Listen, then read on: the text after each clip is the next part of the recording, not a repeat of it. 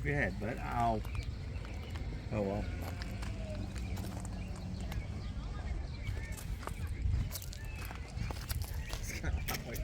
Where you going? Where you going? That's good. He thinks we probably got something to eat. Alright, Oh well. for that.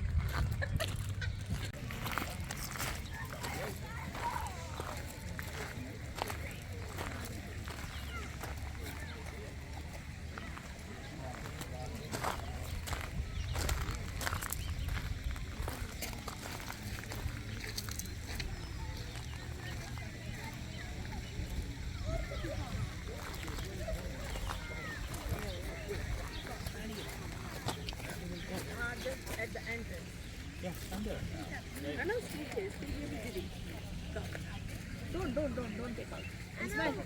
I don't want to take a picture. Smile.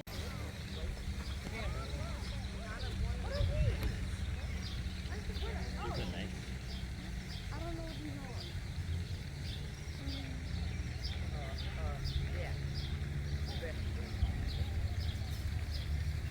I know. Yes, we'll be there. Come here.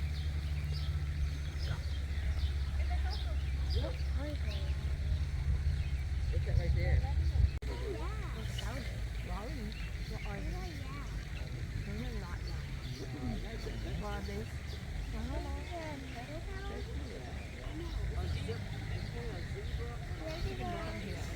Gonna feed them?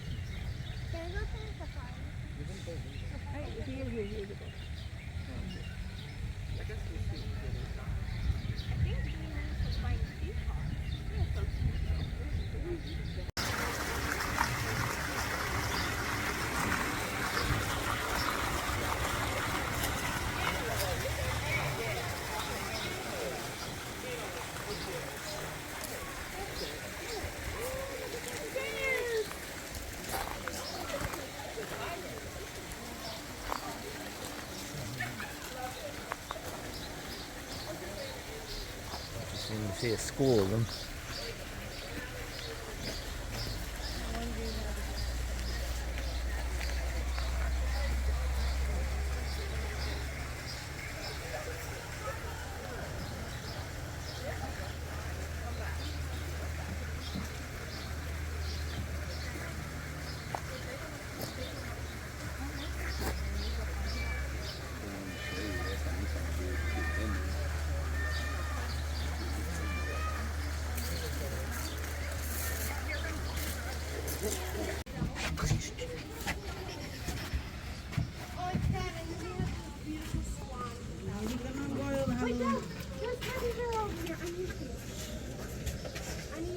Big yawn now.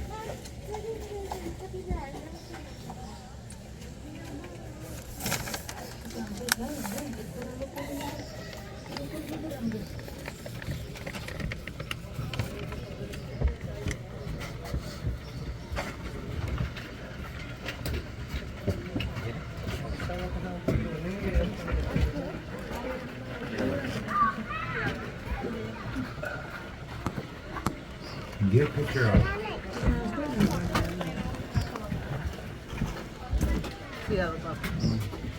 The brown one. I didn't see the brown one earlier.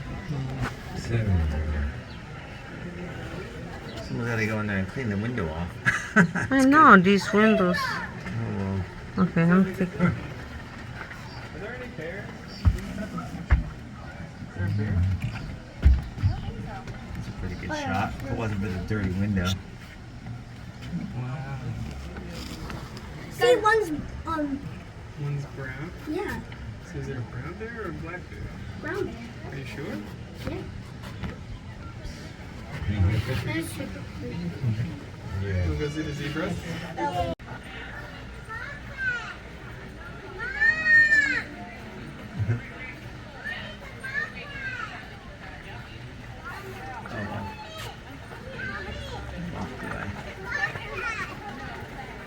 They're fighting good. This is a better kept park.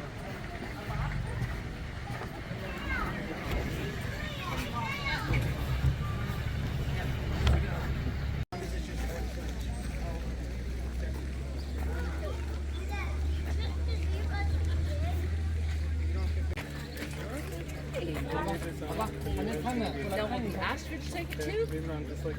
He can bite you sometimes if you're feeling lucky. Yeah, that didn't hurt though. Yeah, I'm good.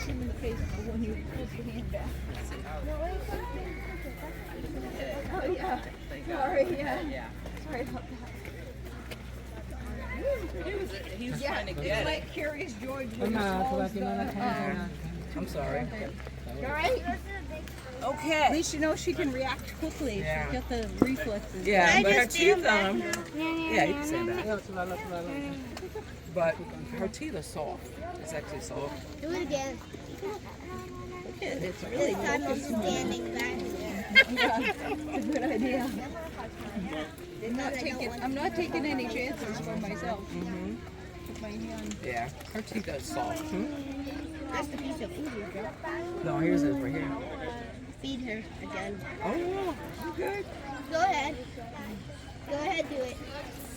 Do it, I'm standing back. It was hard to get a shot of her. I got one shot. It was sudden too bad. Ai, Doris. Careful, I don't know if these things are gonna bite Oh you. wow, look at that. Look at that. Let's see how far Don't you put can your stretch camera that in neck. front of my camera. Ooh. Okay. Let's put it. The whip. Let's see if it can go all the way there. Here it is. Hey, ostrich. Ostrich. Ostrich. Eh. Eh.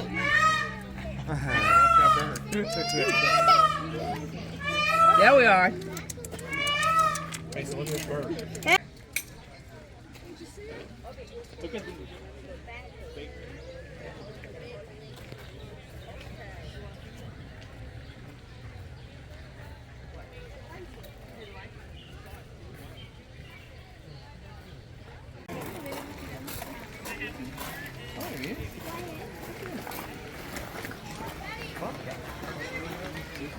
Sorry. Sorry. That's all we're looking for. Rygge. Skarpt och cirka.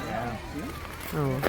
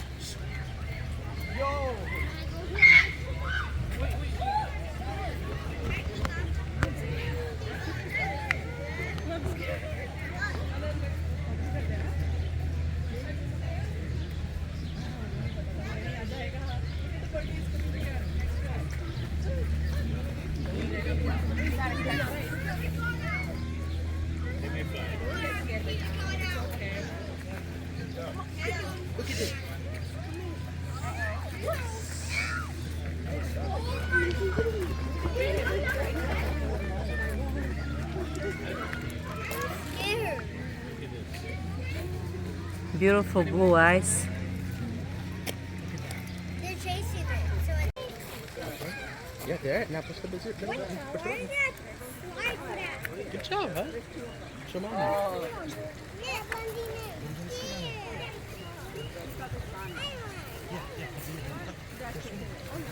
We're gonna see some of those for real next week when we're in Florida. Okay, I'll pick you up. What's that? What's that?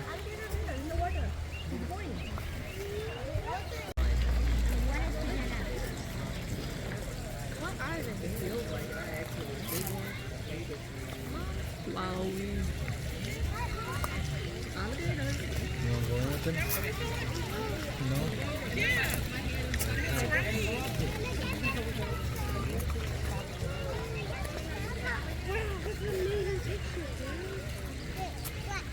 Alligator. Right here. Right here. One little one.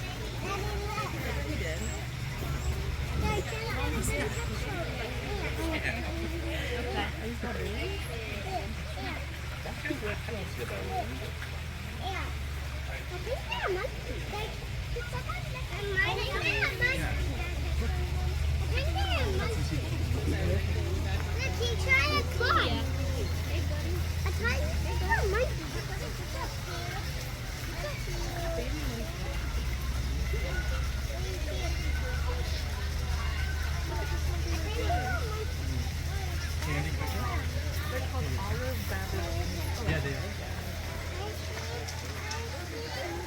Ready? You want to see babies? I think there's two babies, one there and one there. Oh, just going down. Look, there's a baby. Look at the baby.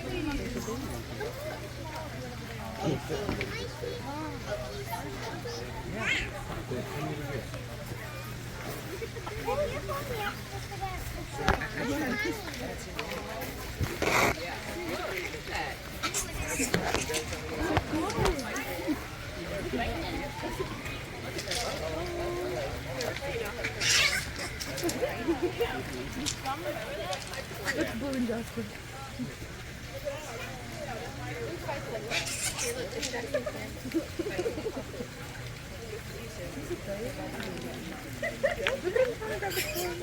That's Jackson. He's a little bigger.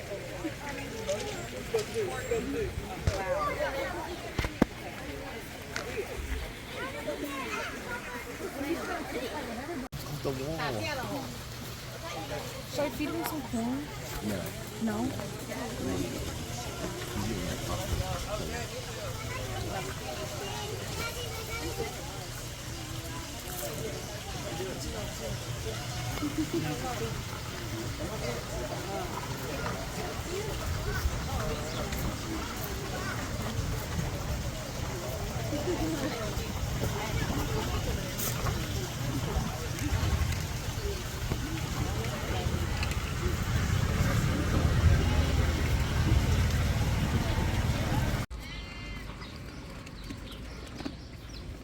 Alright, with this, you gotta hold your hand flat. Hold it flat.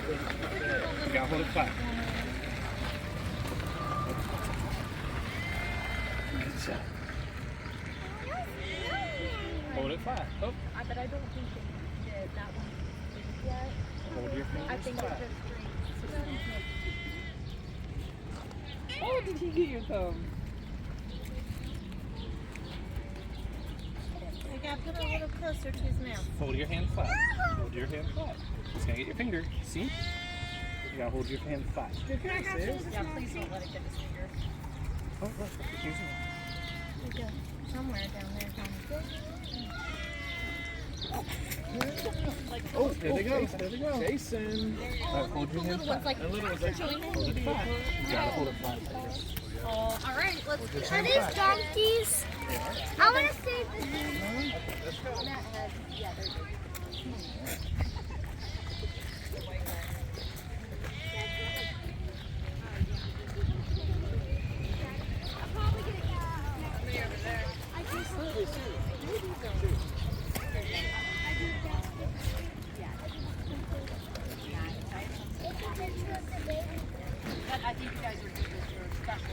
Yeah. I had no. This is a fun idea. It's a really nice thing.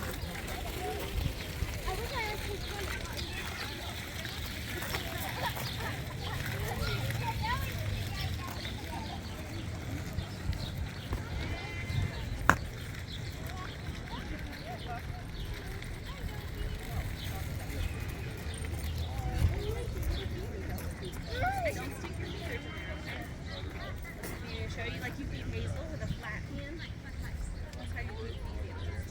You don't, you will get bit. Try. Slides again. Try. Maybe you'll do it. Watch. My hands tight. Like low.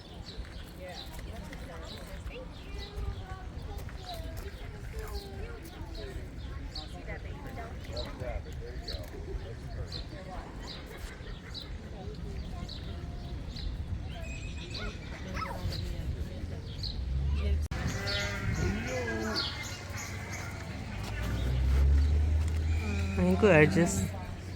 It's so beautiful.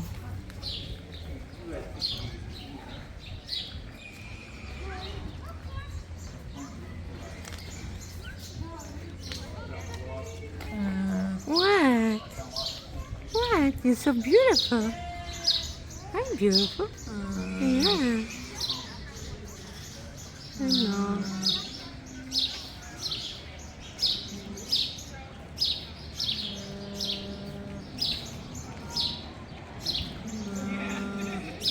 I'm sorry.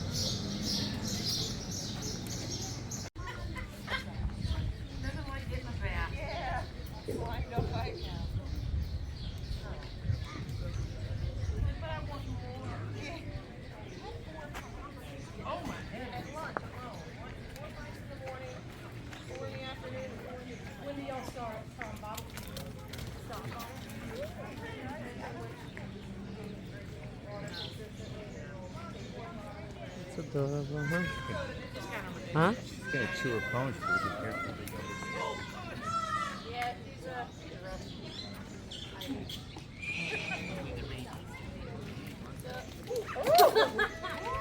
I don't know. I go see what he did. He wouldn't go in, but he didn't want to leave the so but I didn't want to let him just lose it. So I had him tied right now. Kind of like facing what little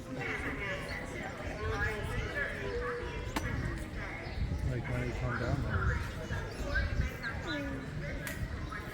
You don't want it? Really? You took one and then you want to play.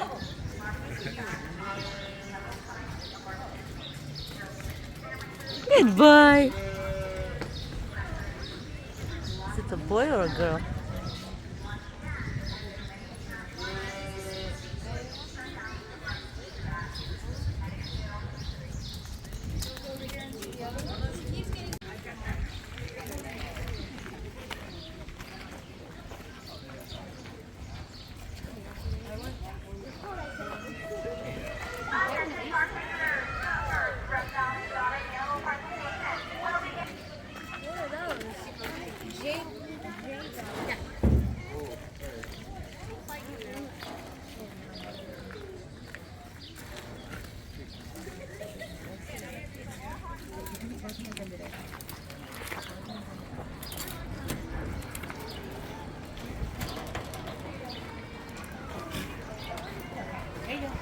I'm scared.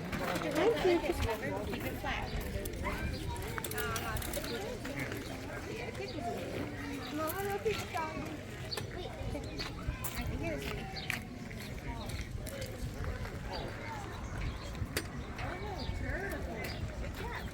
Oh, beautiful. Hey, gorgeous. Hello.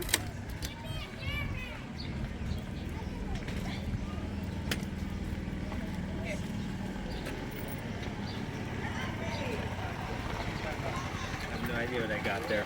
It's hard to see. Jacob Sheeps. Got some nice horns, bro.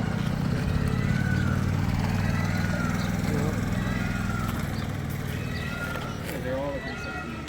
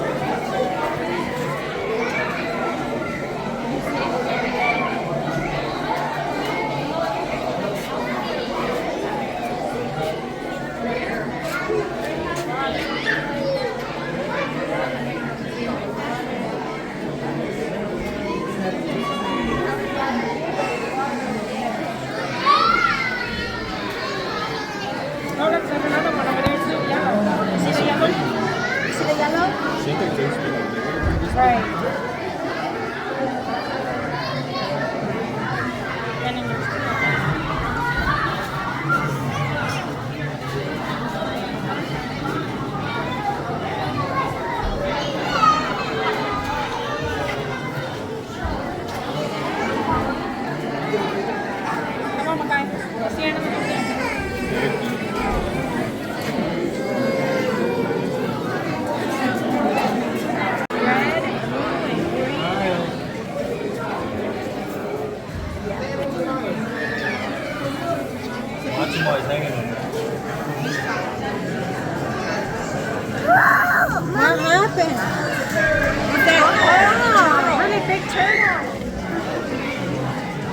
Is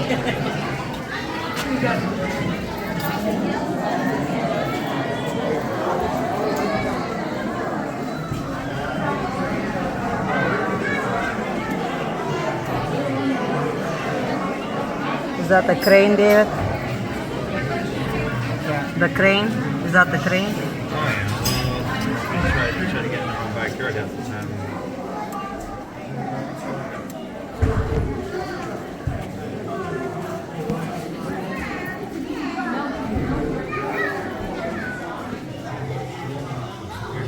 Oh, the birds.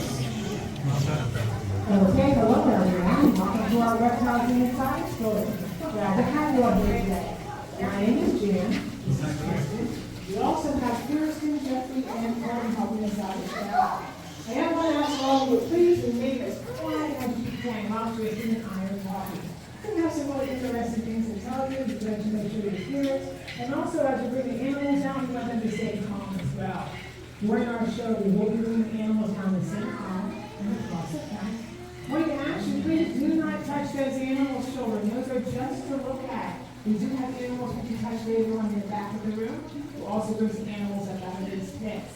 Now, if you have questions, please hold on to them until the end of the show. We'd be happy to answer your questions later on. As you're walking around the shoulder, please do not tap or pound on the glass of the exhibit. Animals inside this really don't like that, so please don't do that. And then before we can get our show started, we do have a special listener here from the baby animal department. Nicole brought down some really stuff to talk about.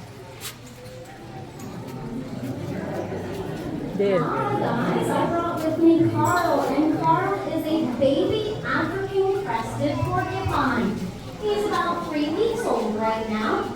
They are the world's largest type of porcupine, so unlike our North American porcupines that they only reach about 15 to 20 pounds on average, when Carl here is fully grown, he'll weigh between 40 and 60 pounds and be about 3 feet long from the tip of the nose to the end of the tail. That means unlike our North American porcupines, Carl's going to be much too heavy to climb trees, so these guys actually use their nice little claws here to dig burrows. They don't live down in the burrow with the other family members. Another difference is in the quills. North American porcupines have short quills, maybe about an inch and a half long, with a little hook or barb at the end.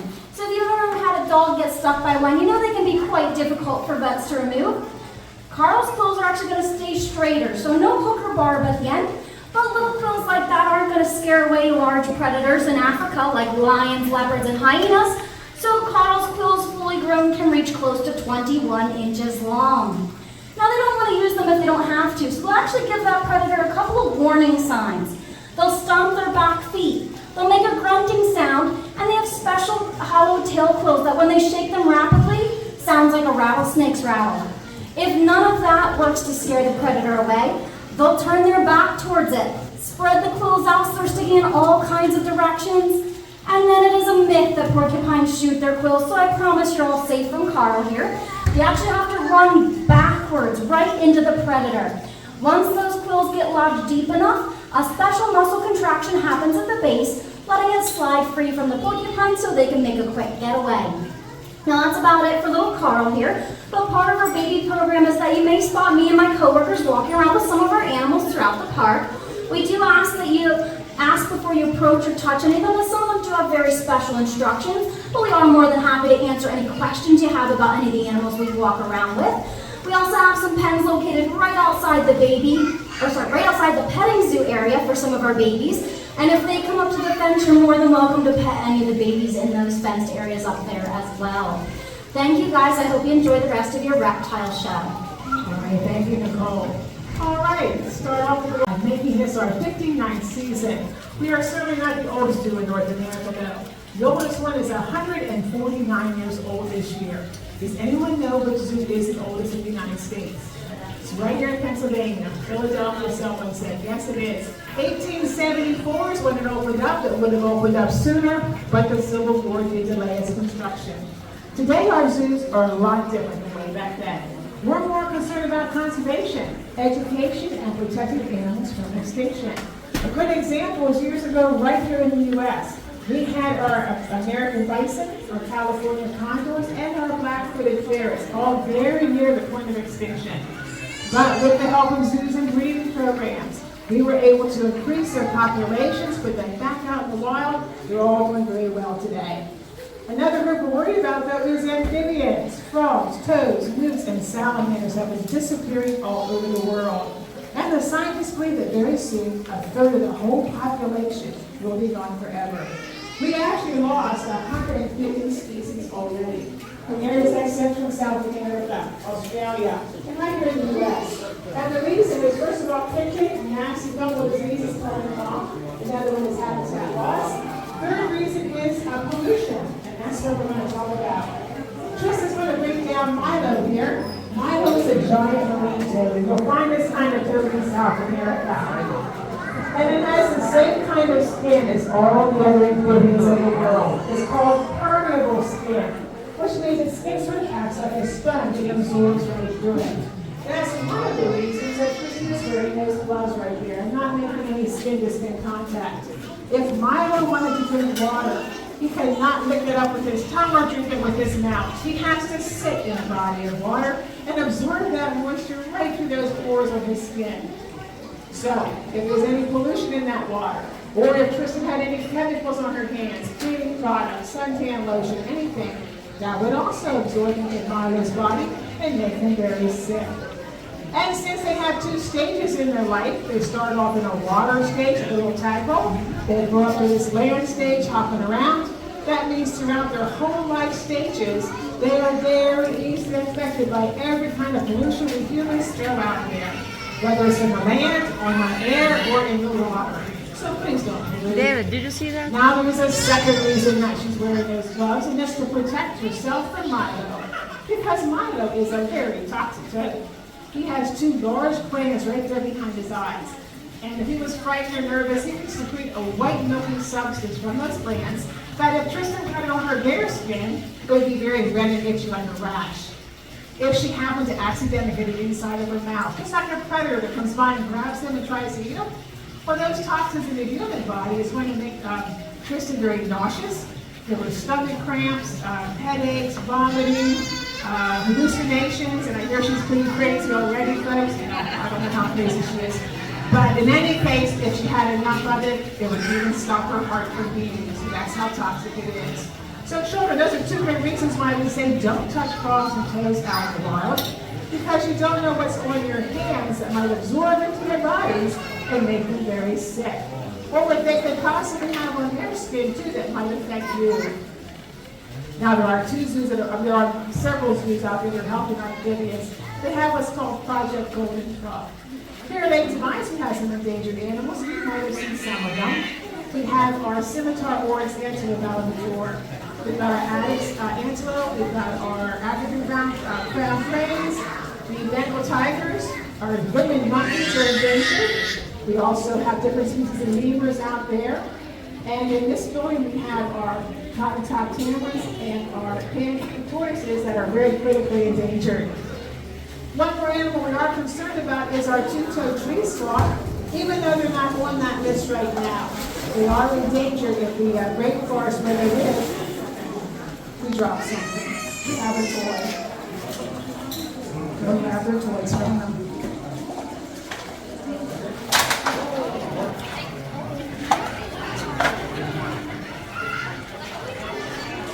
Okay, jump down there. Tristan, reach down and grab that. There you go.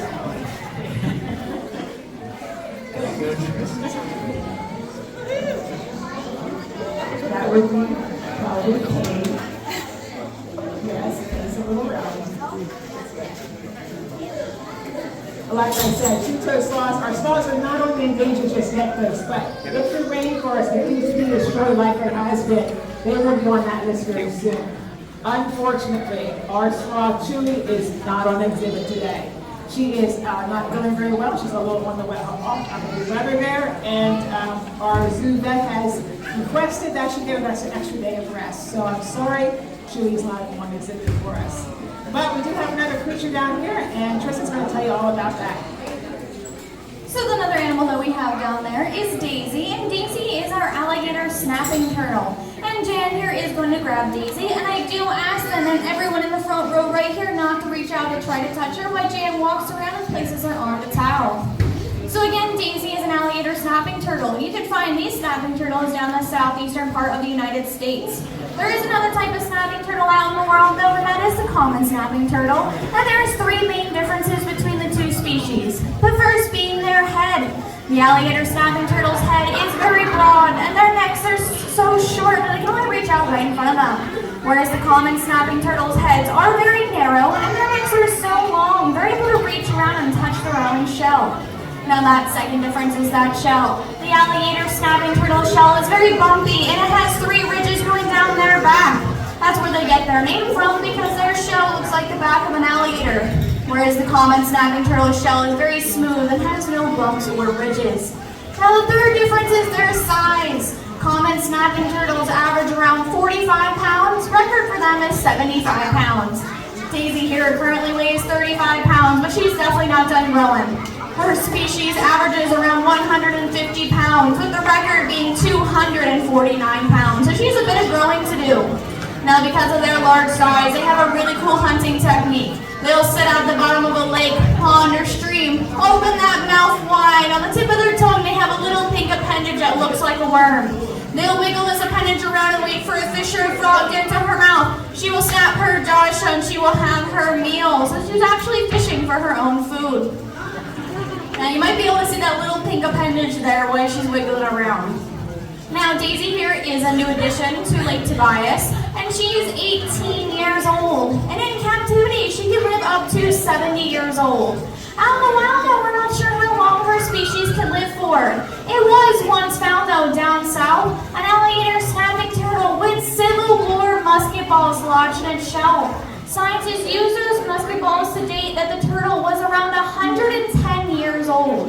But we're not sure how much longer it lived after that because it was released back out into the wild. Now, that is everything about Daisy. I am going to pass the show back over to Jan here to talk about our slithering friends. Okay, how many of you like snakes? All right, a couple of you.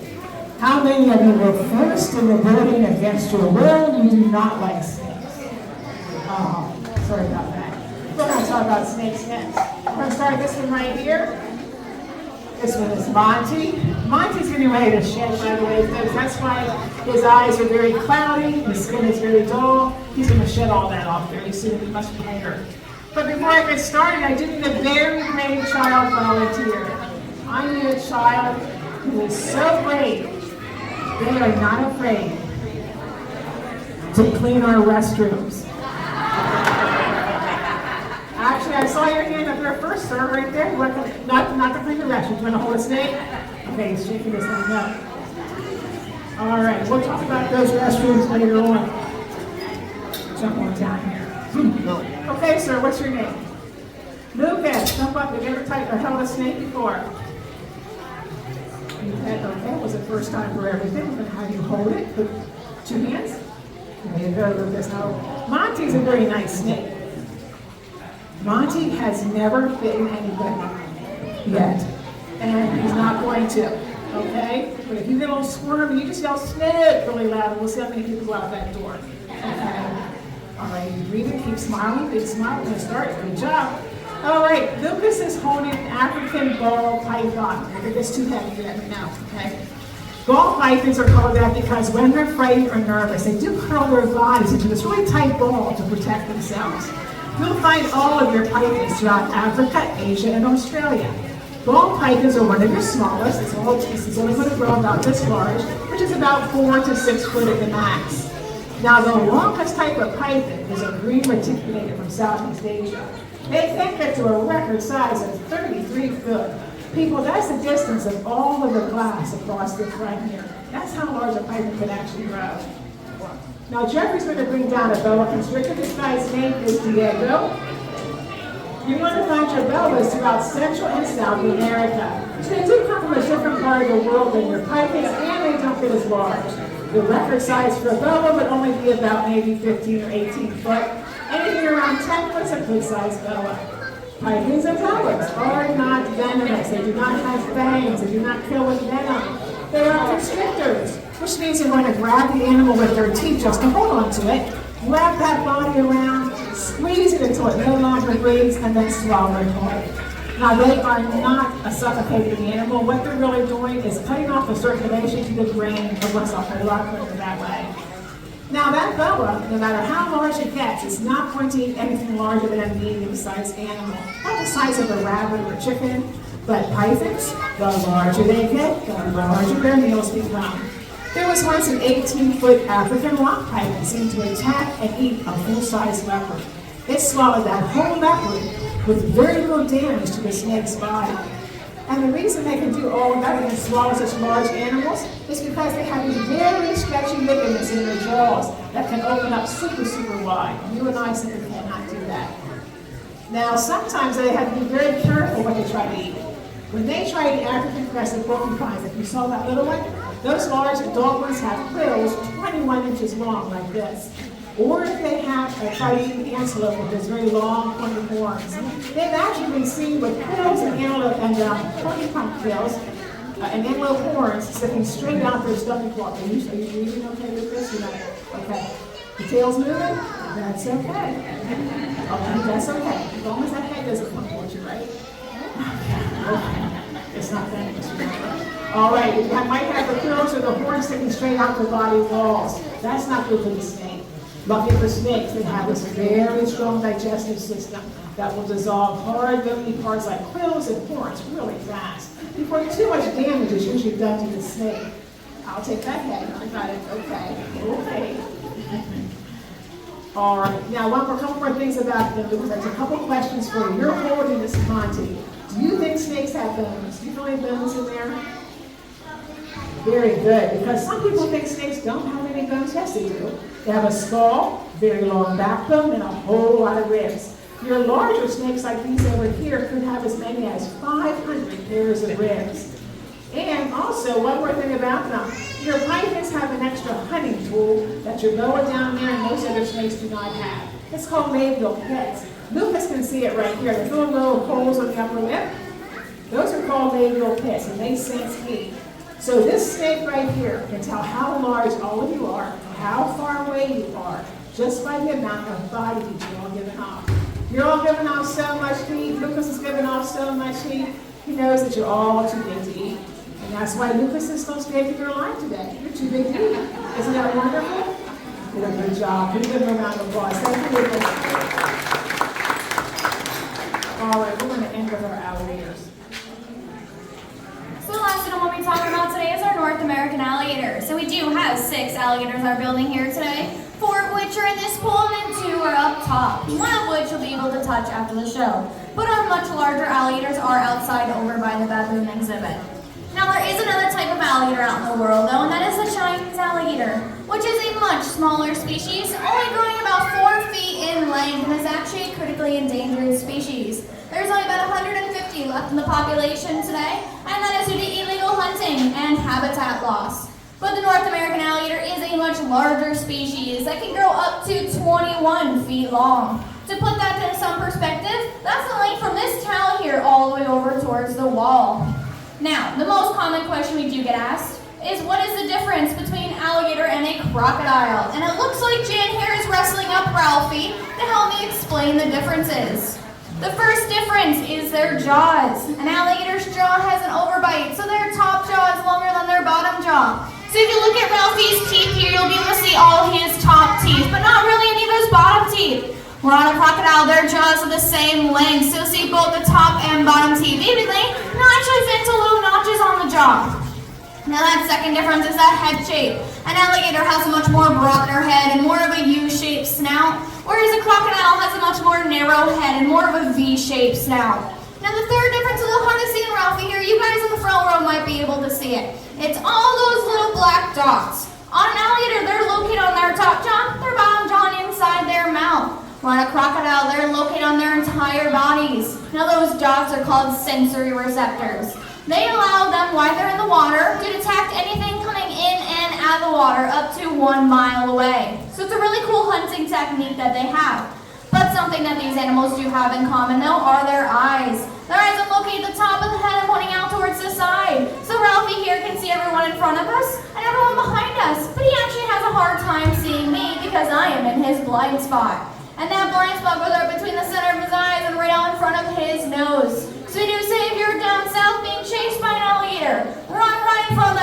spot. A little faster than the guy next to you and you'll be just fine. You don't have to run too fast though, I promise. On land, they only have about a lunging speed, about 11 miles per hour, but they cannot keep their momentum for long because of those heavy bodies and short, stubby legs. And the water, though, that's a different story. The water lifts up that body weight and they have that powerful tail and webbed feet that can propel them up to 20 miles per hour. Now you will have a smaller alligator after the show that you'll be able to touch, but it does come with some cautions. None of our alligators' jaws are taped or wired shut, so they can open and close their mouth whenever they wish. And they're not drugged or tranquilized to keep calm, so they might wiggle around just a little bit. So when you're touching our alligator friend, we do ask you only touch on their back legs, and their tail, going nowhere near the head or neck area. Now you've been such a wonderful audience. Now Ralphie here wants to give you a nice little goodbye, but he needs your help though. On the count of 3, if you can say, "See you later, alligator," we'll see if you'll be able to do it for you. 1, 2, 3. See you later, alligator. We got a nice little goodbye away from Ralphie there. So that is the end of our show, everyone. I hope you had a wonderful time. Again, if you have any questions, feel free to ask anyone in the black long sleeve shirts, and I hope you have a wonderful day.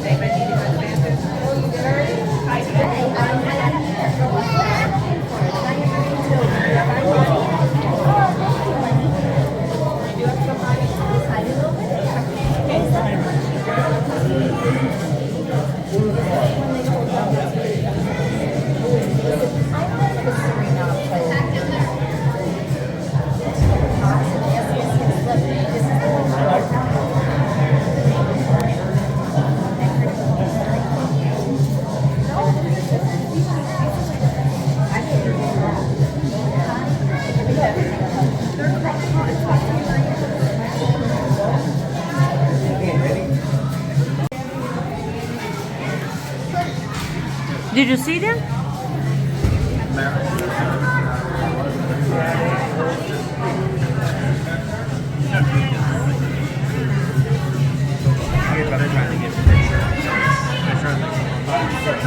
Oh my goodness, that's so adorable. Look how Wonder what they're thinking. They're watching us. You're not going to be That's fine, Sue.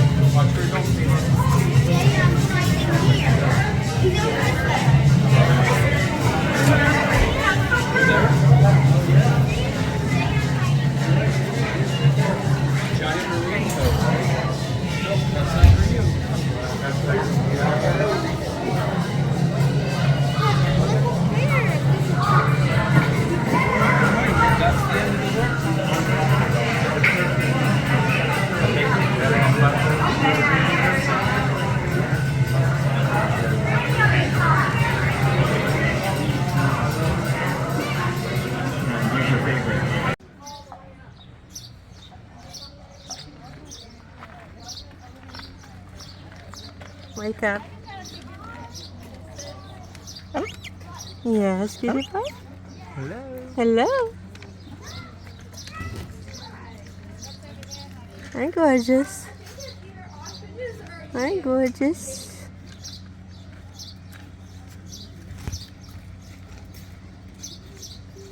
Oh, you tired? Do you see any other birds here? Or Oops, sorry. Supposed to have a whole bunch, but I don't see them. I see a tour. Oh, now I'm sleeping down there. Guys, stink a lot a bit.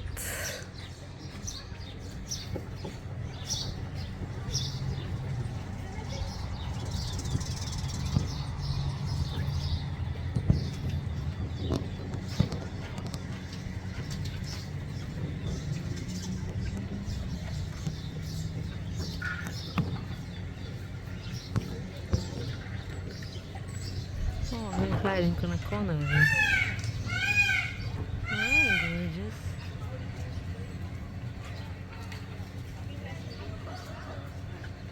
Did you see them, David? See how pretty they look. Oh. Oh, in the top corner. Cockatiels. They're not cockatiels. No. See how pretty they are.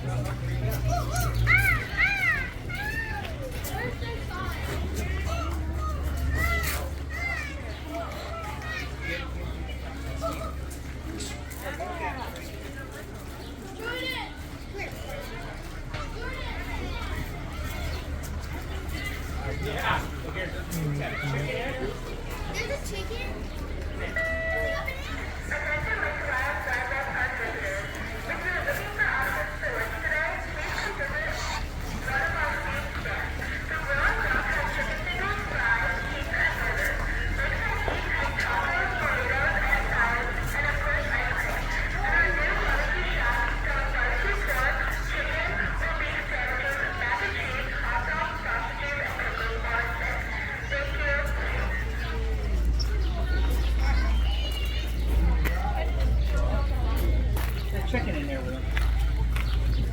Oh yeah, they're birds. They're both boys concerned, so they'll be ordered for it.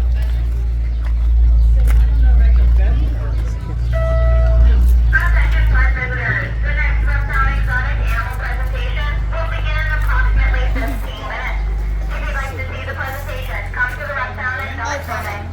Once again, the next Reptile Exotic Animal presentation will begin in approximately 15 minutes. Thank you.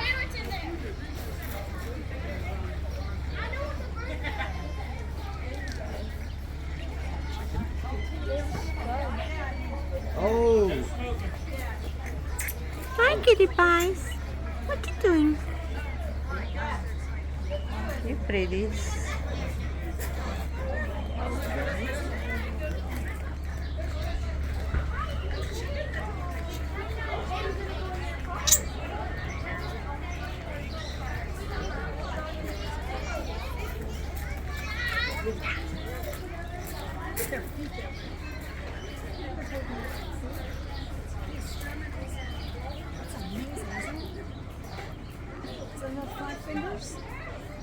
Yeah.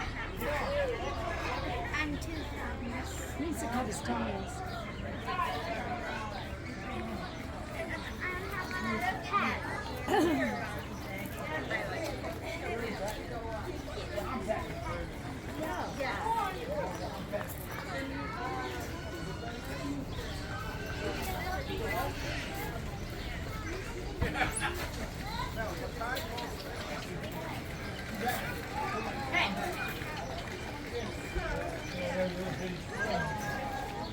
Huh? I don't think there's anything in there.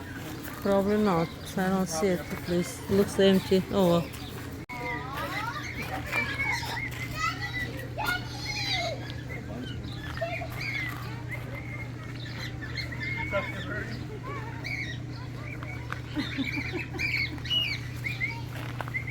Too much noise, you guys.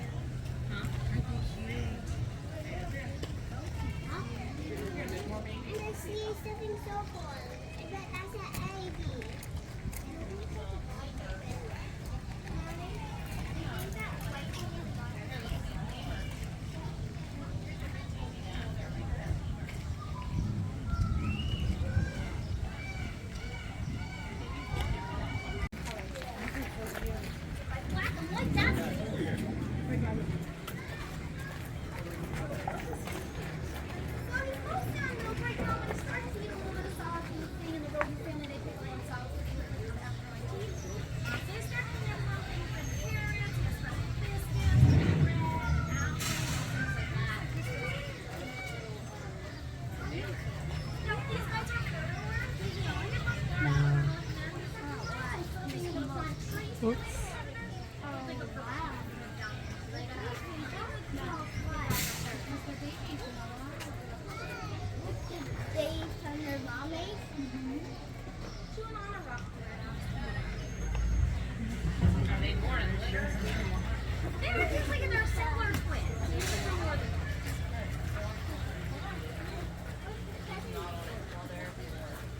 He actually came from another zoo, so I'm not sure what reason they had it on the bottom.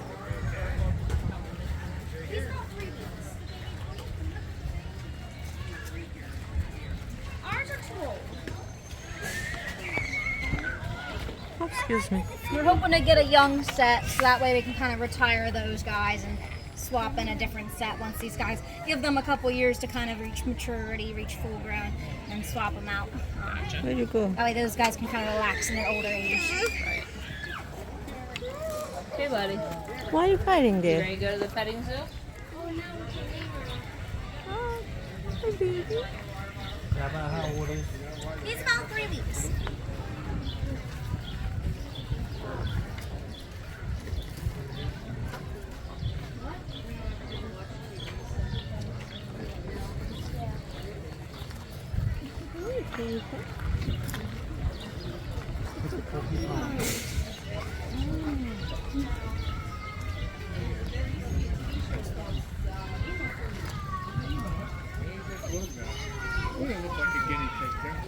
Well, they're in the rodent family, so they're related to the guinea pigs. They do have that kind of shaped face similar to the guinea pig. And it doesn't hang out with its parents? So he actually came from another zoo. They had him on a bottle. I'm not sure what reason they had him on the bottle for, but he came from another zoo. So he doesn't need a bottle now?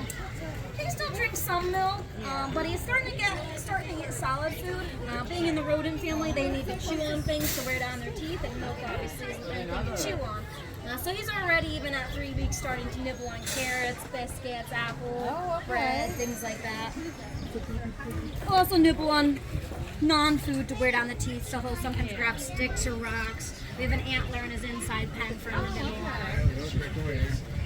Yeah. Which we have a nice supply of them. Yeah, when they're dropping, you're grabbing, huh? They go out and collect up so many. when it hits that time of year. Come over And to then see they'll you. go out to all kinds of animals to chew on. Oh my gosh. He's got his walking leash on. Does he have a name? What name? He does have a name. His name is Carl. Carl. And that's after the zoo that he came from, the owner of the zoo that he came from. Oh. He must spend a lot of time with you because he likes to hang out with you. Oh, a good bit. I have a bunch of, quite a few people, probably about a dozen or so that work with him. I'm just gonna sit on my foot. Well, get on your other foot. Oh, shoelaces. Yeah, they like to nibble on shoes and shoelaces too sometimes. That's what it looks like he's trying to do. How sharp are those needles? They're pretty sharp at this stage of life. When they're first born, they're soft and flexible. But it only takes about a week to 10 days for them to start to harden up. Look at that one behind you.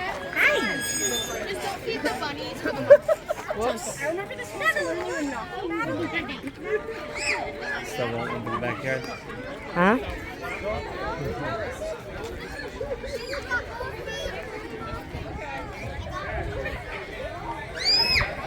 That's a pretty one.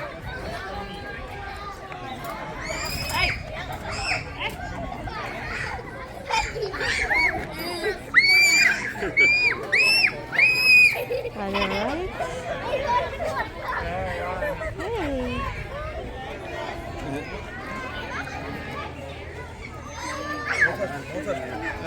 Oh.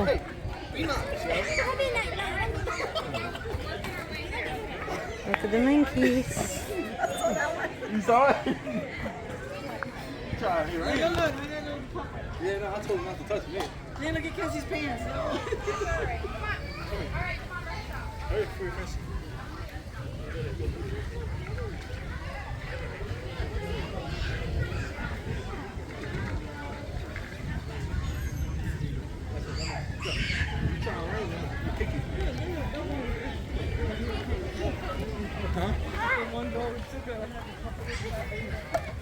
Oh, that's the cup on the floor? Sorry.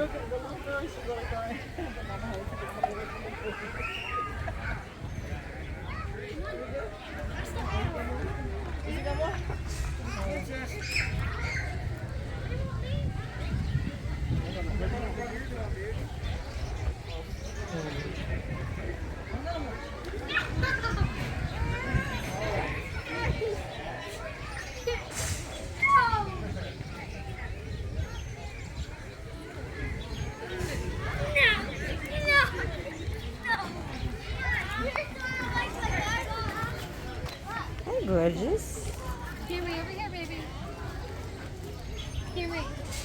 Over here, honey.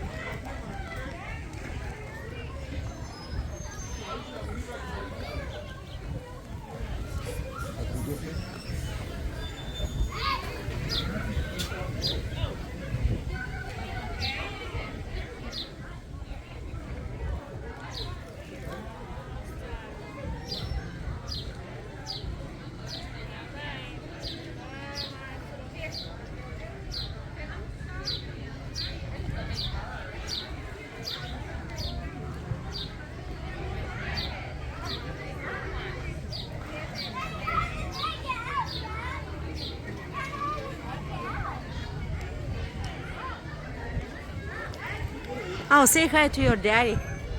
You look alike. Where you going? Talking about this one behind you. Look at it. One side. Oh, hey, he just wants something to eat. Yeah, you do too. Good job.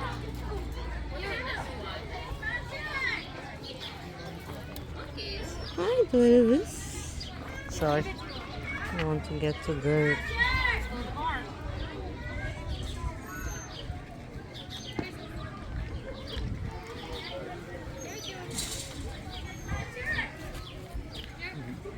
Do one? Put it under your coat.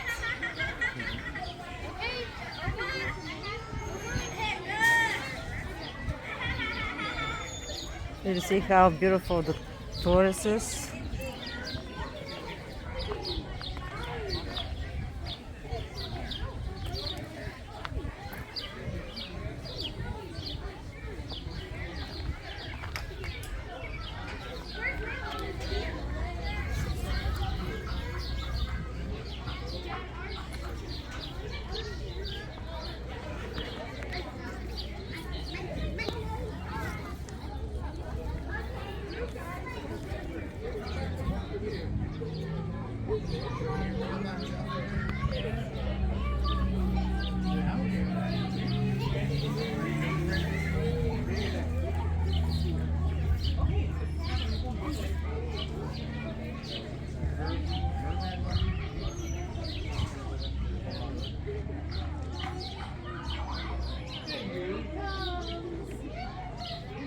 See him? See what he did? Headbutted me in the back of the leg. Hi.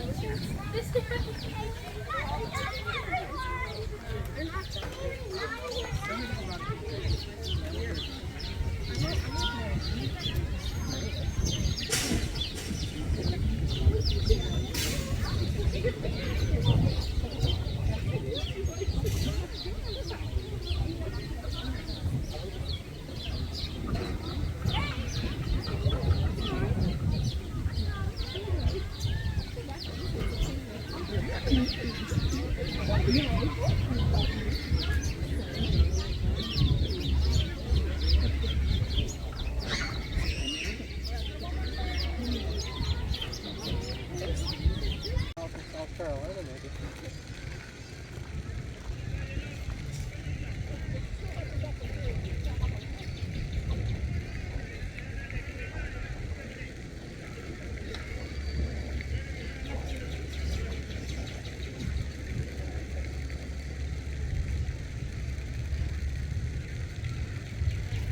You gotta come to South Carolina.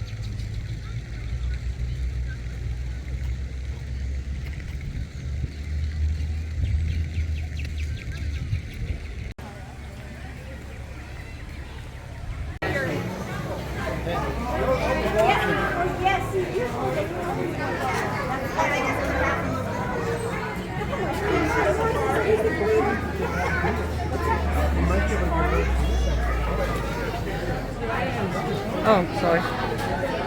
I'm with him. These are like zoo seats. Hi, kitty pies.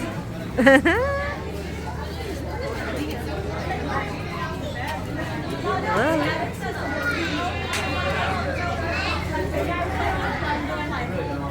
Did you puke? What happened here?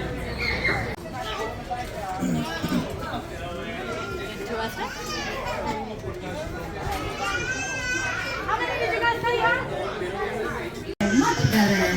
Hello, everyone. Can I get your attention up here at the front of the bus? My name is Morgan, and I'll be your telecom driver here today. In order for us to have a safe and fun adventure together, I'm going to need a couple of things from you. Number one, when the bus is turned on and my butt is in my seat, I need your butt to be in your seat. And number two, when the vehicle is in motion, please keep all hands and arms inside the vehicle. Can we do that today? Alright, so this is a really cool experience. You guys are going to get to see, learn about, and interact with some amazing animals from all over the world. Now I am going to go over a few more safety instructions once we get out in the field, but I think we're ready to get started. Let's go find some animals. Hey, buddy.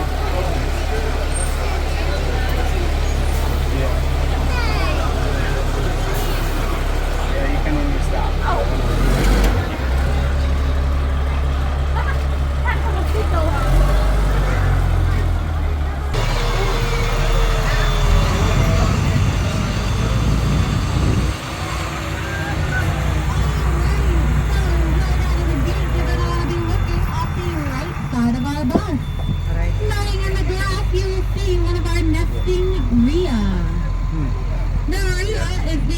Largest bird in the world, native to South America.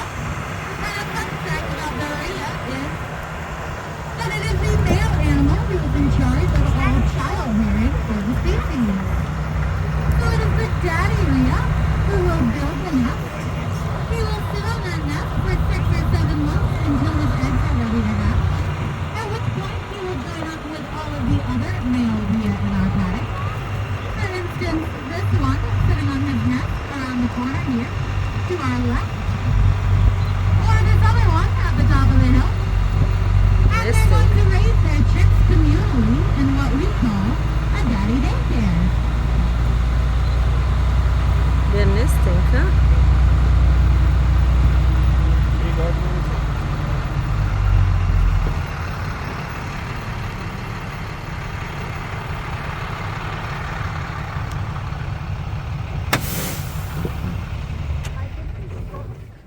So we can see some stuff. Once again, my name is Morgan, and I will be your tour bus driver here today. And in order for us to have a safe and fun adventure, I'm going to need a couple of things from you. The first two you already know. When this bus is turned on and my butt is in my seat, I need your butt to be in your seat. There are going to be plenty of opportunities where the bus is stopped. You can stand to see the animals better. You can move to either side as your neighbor will allow. But when you hear my engine turn on, if you're not already seated, that is your signal to drop. Number two, please keep all hands and arms inside the vehicle as the vehicle is in motion. This is for your safety and for the safety of the animals. We do not want to teach the animals to approach a moving bus, so we will not be petting or giving treats as we are pulling into or out of a station. We also drive very close to some posts and some trees, and I don't want any of you getting any bumps or bruises. With that same thought in mind, we have some animals here at the park that grow some very large horns. These animals are not aware of how big they are, so I need you to be aware of them. If an animal is feeding alongside the bus, and you call his name, he is going to whip his head up to look at you, and those horns are going to come with him. We also have some animals here at the park that grow some very large antlers. These antlers are currently in a state of what is called velvet, so they are going to look very soft and very fuzzy, and I am going to ask that you please do not touch them. This velvet is full of nutrient-rich blood vessels, which will help the antlers to grow big and strong, but it is also very delicate, and if we touch it, it could break. The velvet could bleed, and possibly the animal could get an infection. This can cause antler deformities. He could lose the antler entirely, and you could be the only reason that that elk does not get a girlfriend this season. If you have purchased food to feed the animals, please only feed the animals the food you have purchased here at our park. And I'm not talking about the French fries, I'm talking about the popcorn, carrots, or pellets you might have in those little cups. This is not just us being mean, it is a USDA regulation. If an animal were to get sick, we need to know exactly where their food has come from. When you do feed the animals, if you try to feed them through 2 pinched fingers like this, there's a good chance you're going to get bit. We suggest that you try to feed the animals with an open palm or simply drop the food over the side of the bus. We are not going to throw food at the animals. That's a little bit rude. Besides, we have some baby animals in the field who are still nursing and will not take your treats anyway. What happens is when you throw food away from the sides of the bus, the animals are going to move away from the sides of the bus to go eat that food. So, since we all want to have a close encounter with our animals here today, we're going to keep the food as close to the sides of the bus as possible, or simply hold it until an animal comes and takes it from us. Now, some of you with sharp eyes might be looking off the right side of our bus and have spotted a few of our white-tailed deer. The white-tailed deer is, of course, native to Pennsylvania, but we do keep our herd here. They're sectioned off from the rest of the field because they require a special diet, and we also don't want them interbreeding with our fallow deer, who you will meet a little later on. Now, it's pretty clear how the white-tailed deer got its name. It is because of that iconic white tail. And what they're going to do with that tail is behavior that we call flagging. Down the hill. If a white-tailed deer senses danger, they're going to take that tail, they're going to stick it straight up in the air. They're going to pump it up to 4 times its original size, and then give it a little shake as they run off into the distance, telling all of their friends in the herd that it is time to hightail it out of there. I think I'm funny. Anyway, as you're ready, you can find your seats, and we will go find our next animal.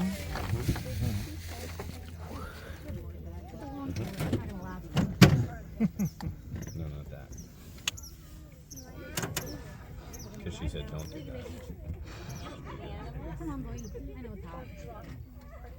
Thank you.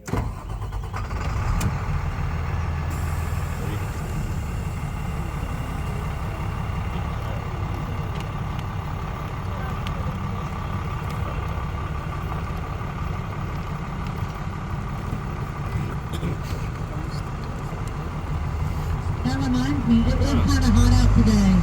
So if for any reason you feel sick, you feel dizzy, you feel faint, please let me know as soon as possible.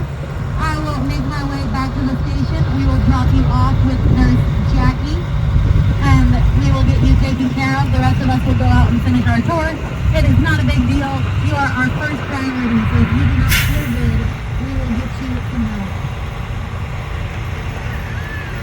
Now, I am not being rhetorical when I suggest that you are going to a hot certain event with me too.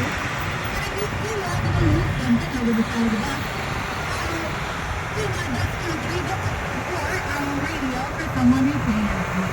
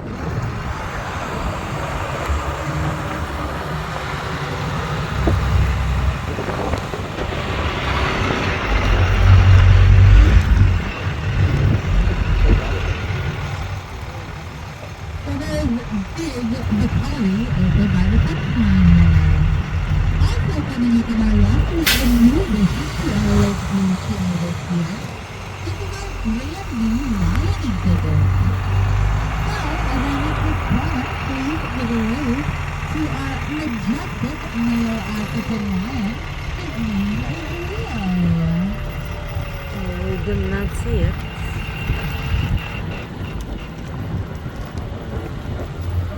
All right, as we approach our first animal stop, I'm going to remind you that our deer are in velvet, and we are not going to touch their antlers.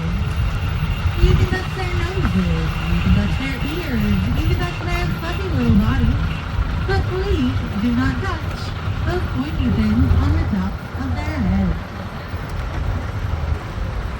Oh, hi, gorgeous. Wow. Look how gorgeous it is.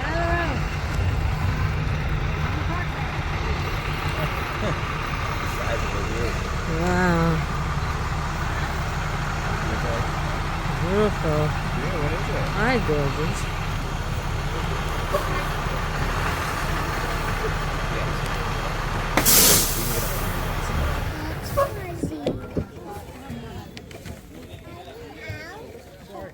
Oh, Dad, there's corn right there.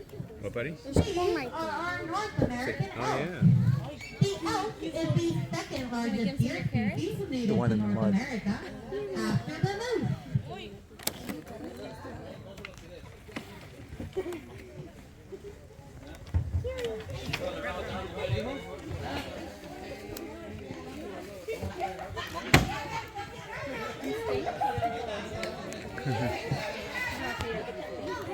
Don't touch the antlers. What do you call it?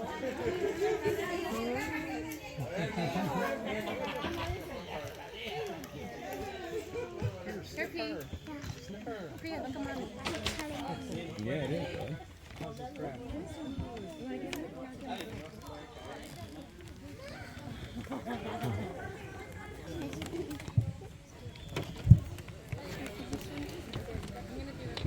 So the elk actually loves kisses.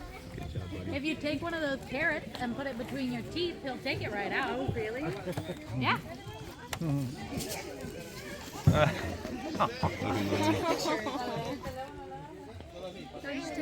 There's one carrot right in my feet here. No, I'm not ready. What part of? Come on. Can't see your face. Come on. You see that? You want to do a BC? You want to kiss? Come on. He was eating my Come on. You can do it. Dominant. Goodbye. This is Harvey. Harvey is not an albino. He is what is called leucistic. Leucistic means he does have a little bit of thickness where an albino animal does not. You can tell the difference. He's eating my whole entire family. Yeah, it was. I could feel his teeth eating me. And Harvey here has pretty blue eyes. Please, can you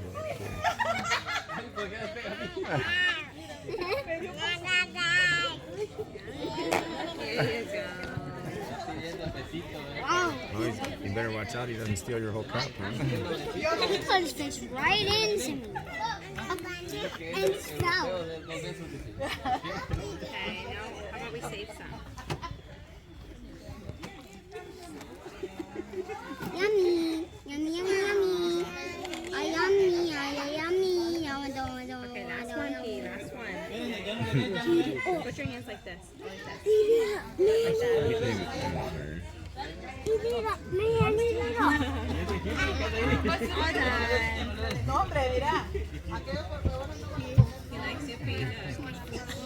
If you're ready, you can find your seat. Wagging his tail. And we will go find our next animal. Bye-bye, gorgeous. Bye-bye. You like him? We actually have Do you know what he is? growing bone of any mammal. To Those know. antlers can grow up to an inch a day. Wow, that's a lot. And I wrote I'm gonna get more than one of the animals. You're gonna sit with me. Why? I'm gonna get tons of animals when I grow up. I'm gonna get like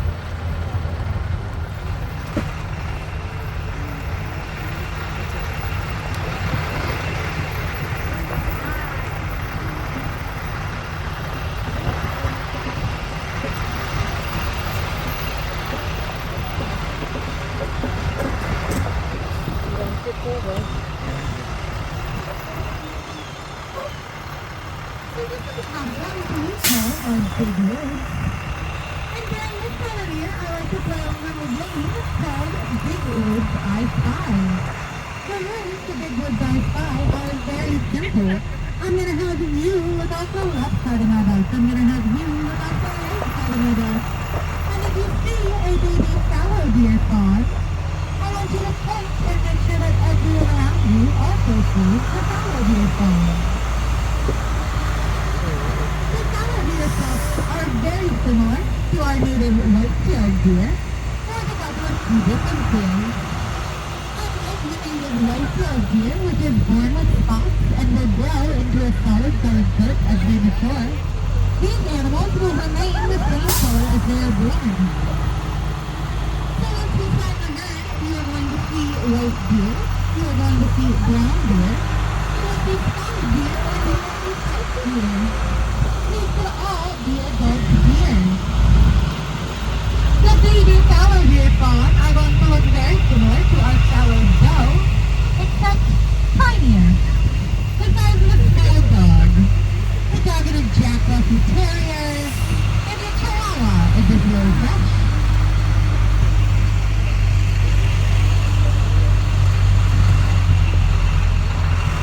Next up, a very tiny deer, up against the tree, without the way.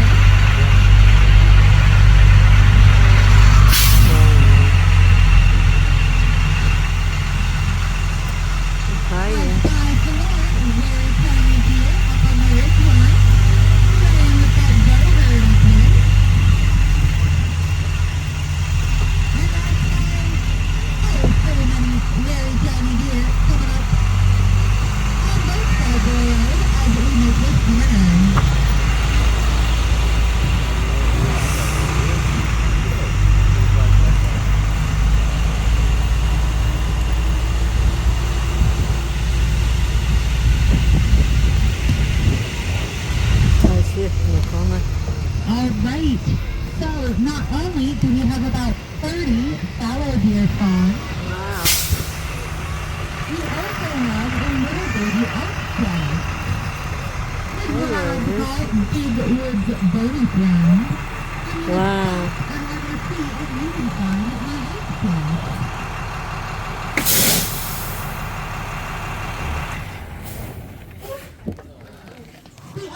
Is going to look very similar to our fallow doe. Look at that, He the is big one dark there. brown with white spots.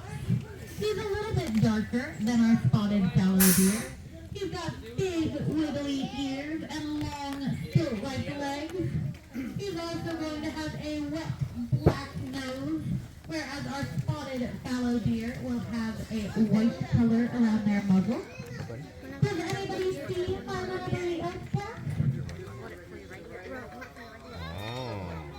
Oh yeah, that's right. So, our little baby elk calf is way out underneath that tree back there.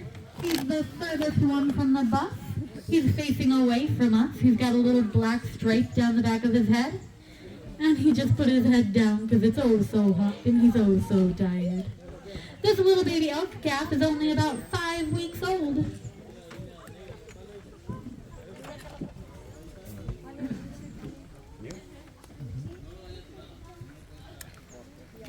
So these are mostly fallow buck that we have around our bus here.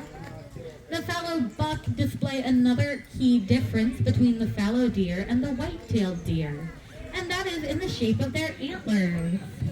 Right now their antlers are in velvet, but you can kind of see a large flat part developing at the end of their antlers. This is what is called a palmated antler. Palmated antlers do have a couple of little spikes, like you would find on a white-tailed deer's antler, but they also have this big flat palm. This is the way that you would measure a trophy antler for a fallow deer. A 7-inch palm would be a trophy antler for one of these animals.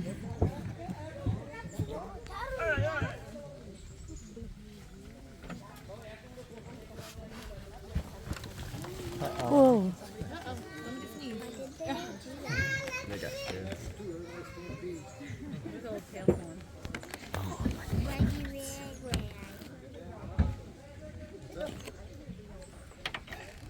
Do they have ticks? I mean, I'm sure they do, but I don't know. We try to support the local wildlife around here, so we definitely got a good share of possums and they help keep the ticks down.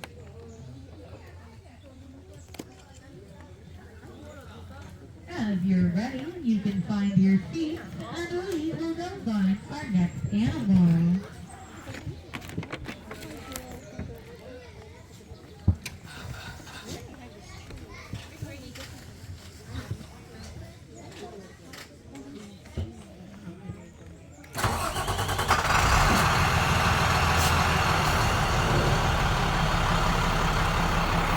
Bye, babies. Bye.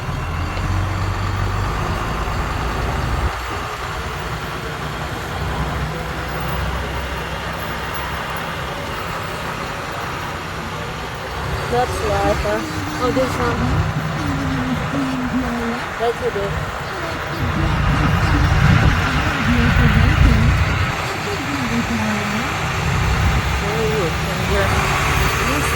Oh my goodness, I missed it. This one, okay.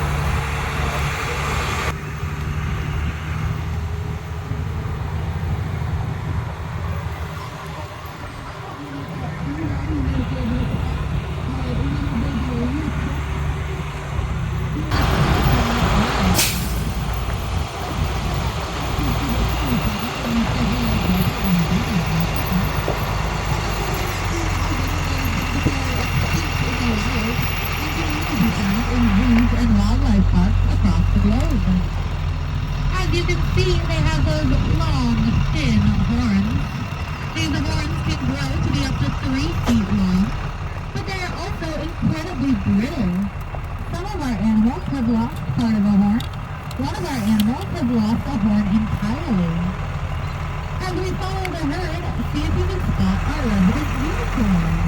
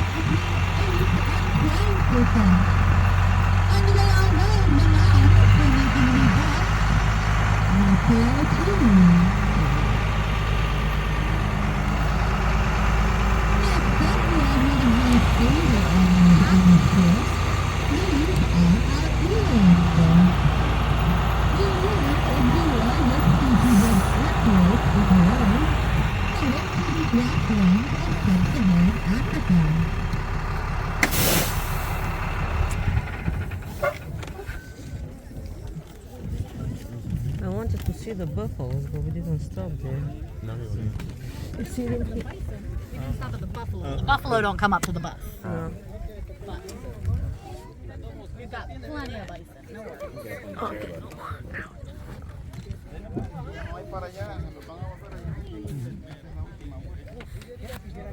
It's hot out. Maybe I should put more sunscreen on. Oh, here comes a bison. Do you see the Oh, yeah, it's coming up. He's gonna scare away all of my antelope, despite being one of the smallest bison in our herd.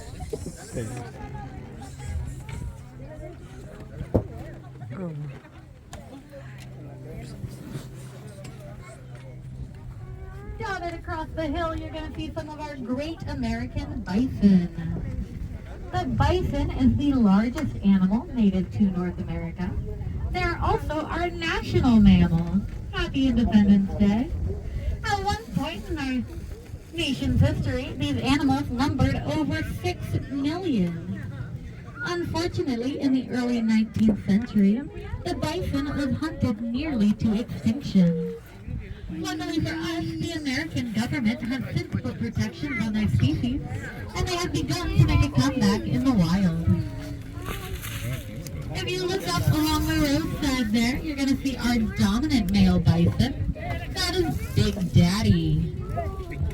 Big Daddy is once again not an albino animal. He is what is called leucistic.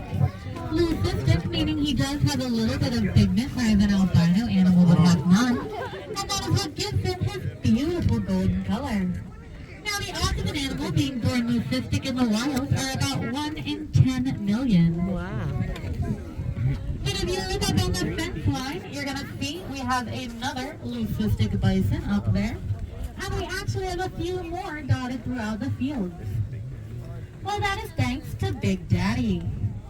Big Daddy, being the dominant male bison, simply means that he is the one who gets to make the babies around here.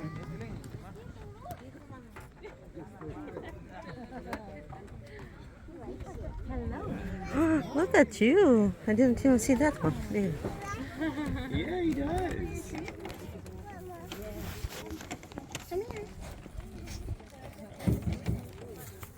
Oh, it looks like get out of the way.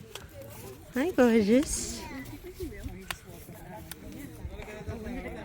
No, it didn't. Make sure Fury doesn't get swallowed.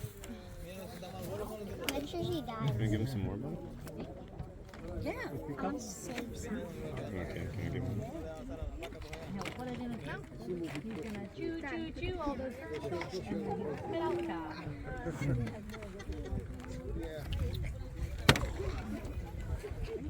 Let's drop your cup.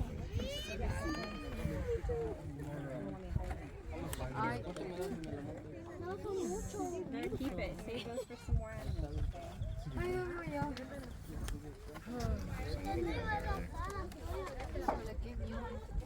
Alright, as you're ready, you can find your seat, and we will go find our next animal.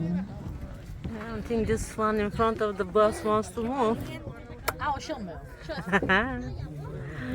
Once we get to the cattle, that's when we're going to have issues. Stubborn as a bull. Bye.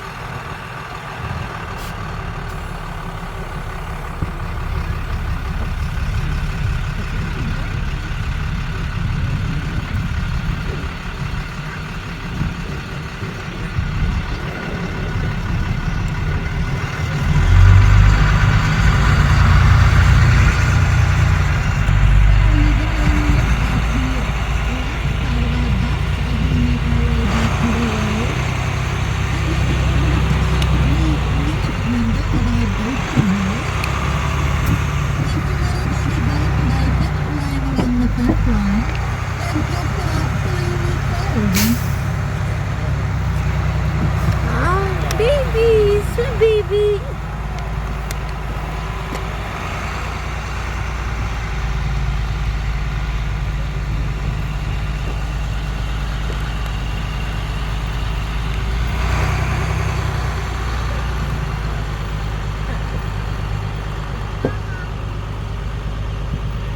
Hi. Hello, you cats? You look fat.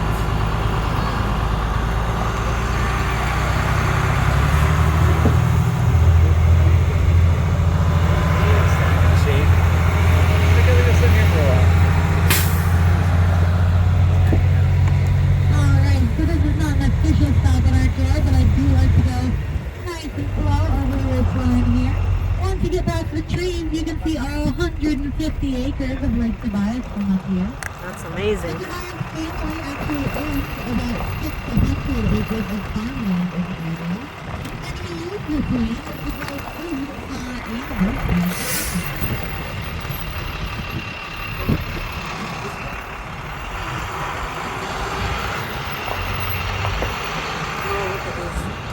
Dude, in front of us. Up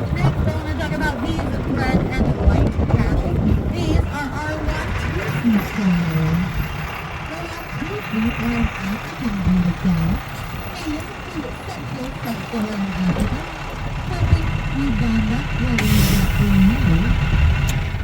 they have the largest horns of any breed of cattle. Going towards the back there with the black cow and the yak, you're going to see our largest Watusi bull. His name is Punisher. If you were to turn his head this way, you would see he has a cute little birthmark on his forehead that is a little bit like a bird's skull, and so that is how he got his name. Punisher has the largest horns of any bull in our paddock. Those horns are 16 inches in diameter. And I apologize, I misidentified our middle child out on the fence line. That bison calf you saw earlier was actually about 3 or 4 weeks old. Over here we have our 2-week-old golden bison calf. And then standing up in the distance in the middle of the yak herd, we have our first calf of the season. He is about 9 weeks old. Yeah. So this is a beautiful illustration of how quickly these animals mature. Now once again, off on the hillside, you're going to see our Tibetan yaks. The yak is the chosen pack animal of the Sherpa people, native to the Himalayan mountain ranges of Southeast Asia. A fun fact about the yak, it is one of the only animals that can survive above 14,000 feet in elevation. Now you guys have a very special opportunity today. If you look at this yak over on the furthest left side of the herd and look down where she's putting her nose in the grass, you're going to see our newest baby in the fields. Little Daniel out there was just born on the 1st. Oh, July baby.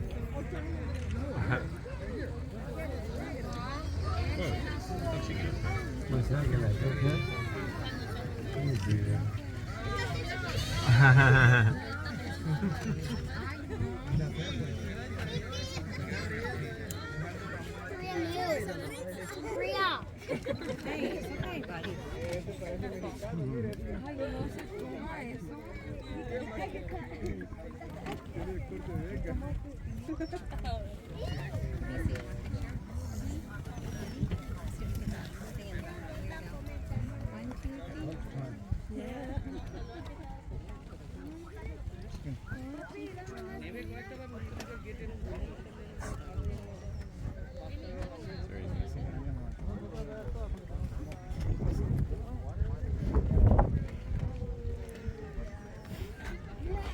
It's not a baby deal or whatever that is.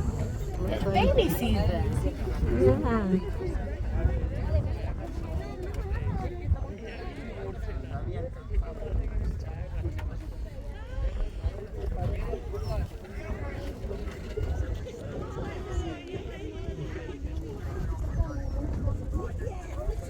Good breeze going now. That's really nice.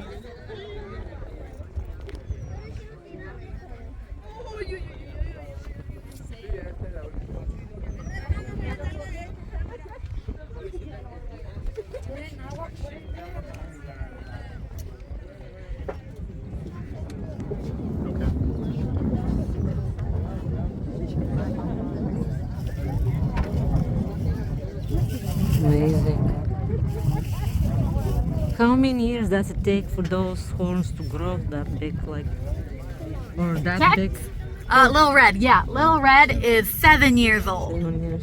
So, in theory, his horns could grow to be up to 10 feet long. Wow. But, I don't know. We've been saying 8 for the past how many seasons, so I don't think they're getting much bigger.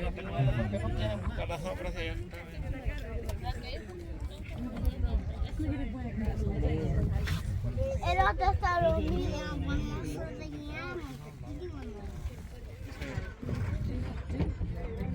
As you're ready, you can find your feet and we will go find our next animal.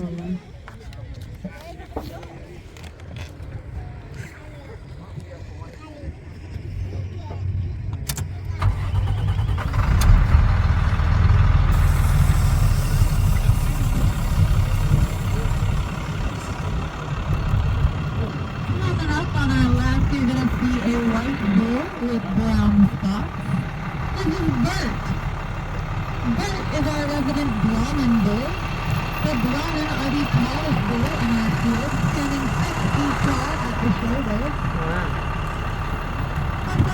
about the Brahmin.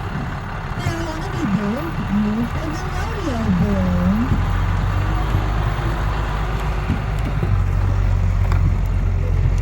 The final animal that I have to share with you today is new to our field this year. These are our Poitou donkeys. I thought they were The donkeys. Poitou are a French breed of donkey and one of the largest in the world.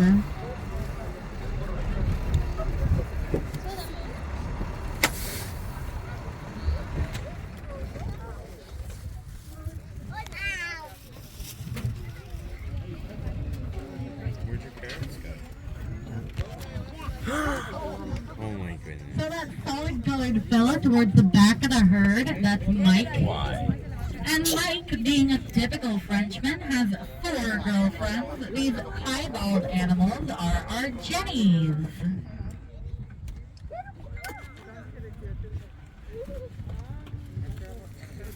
Hey, Mom. Rhea ate all her carrots. So the Poitou do not have a rough coat like you might find on the donkeys around our lake. They are instead covered in fine hair like what you might have on your head. And so, in the winter months, when that hair gets nice and long, they're going to develop a characteristic which is a hallmark of their breed, and that is dreadlocks.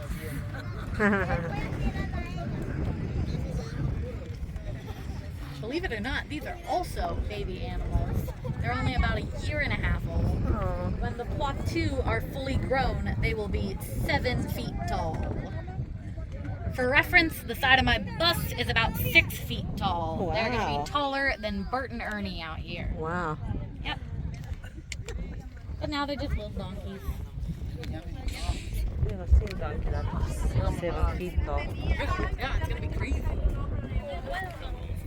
Only more motivations for us to come again next time. Next time. She can't see it because she wants to see. Have to come back and see Daniel. You know how big he's gotten. You knew him when he was only 4 days old. 3 days old. Something like that. Well, we started coming 7 years ago for the first time, so maybe one of the babies that we saw 7 years ago is one of the animals that you just told us about. I recognize. Yeah. Sure was really baby back in those days. He's only about.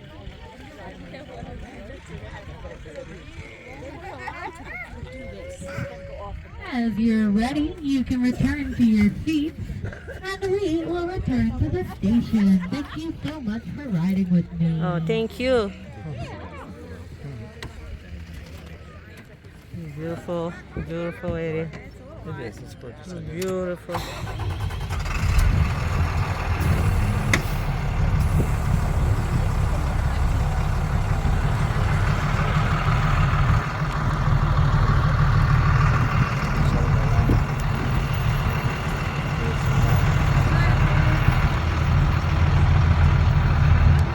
His mouth's open, he's like, he's hot. Yeah. He's like, yeah, we're breathing now.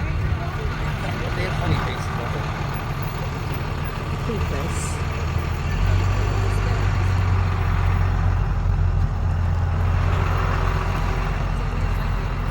Like that lone ostrich sometimes by itself there.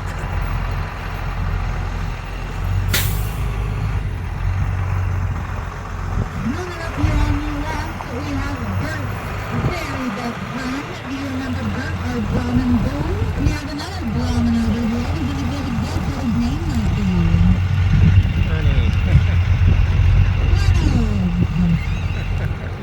That's a joke. It's Ernie. Hi, Ernie, our Brahmin bull. So the Brahmin actually has a really cool adaptation. Their skin will secrete the green, which acts as a backward. Yeah, lots of birds, so need it.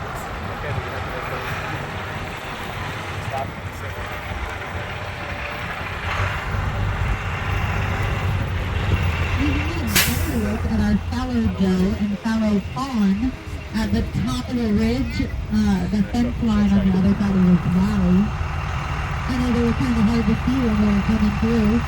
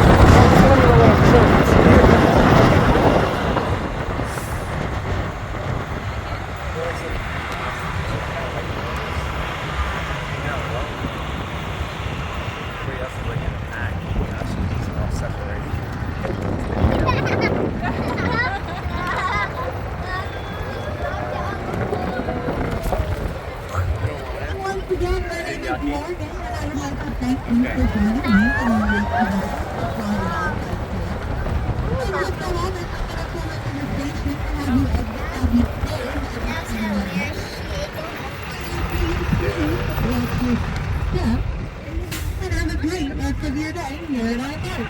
Did you do the water? No, I don't. I'm so sorry. Never mind. Our final animal is one that many of you may be familiar with. These are our llamas. The llama is a pack animal native to South America, specifically the Andes Mountains region in Peru.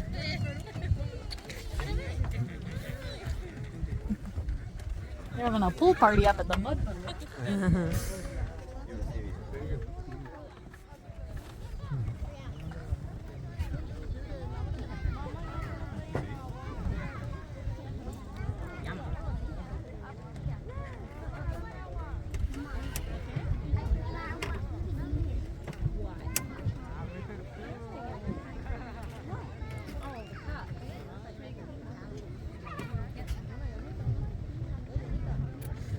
That black and white one. So you don't have to shear llamas. They lose their wool naturally. But ours were looking a little bit shaggy and the zoo crew was bored, so they decided to shear them this season. And if you look, most of the llamas got to keep the wool around their neck. Except for that guy. They decided to give him the most ridiculous chin strap haircut. He looks so goofy. But I don't know. Maybe he had like some mats up his neck. He's happy out there, so I'm allowed to make fun of him. So are any of these animals fed by the crew of the zoo, or they just like naturally, or So whatever they they find? have access to all of this wonderful grazing land, and then they do get dinner every night. We alternate between hay and grains. So they'll put them out in a row on that field, and they can come and eat as they please. But they also spend all day eating tour food, so they're pretty good at self-regulating. And what happens to them during the winter? Everyone out here is a very hardy animal. They can all survive the winter. The only people that we put away are our eland, and that is not because they could not handle the weather. It is because they do not follow a rut cycle, so they can have babies at any point in the year. And if they do have a calf over the winter, we need to step in and help out. So you might have seen we had 2 eland calves in our herd. We have a 3rd eland calf that lives in our petting zoo. She was a winter baby, and we had to step in and help her. I guess they like pets.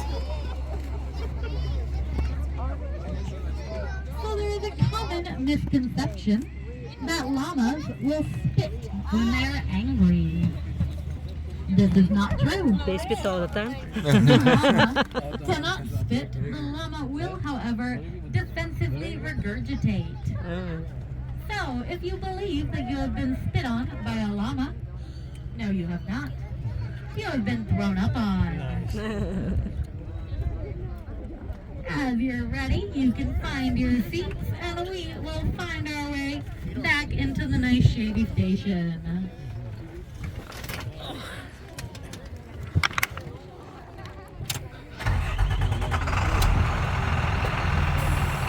Now, as you exit my bus, I am going to have some cool things to show you. I will have a Rhea egg show. If you remember from the beginning of the tour, Rhea is the fourth largest bird in the world, and they lay an egg which is approximately 8 times the size of your average chicken egg.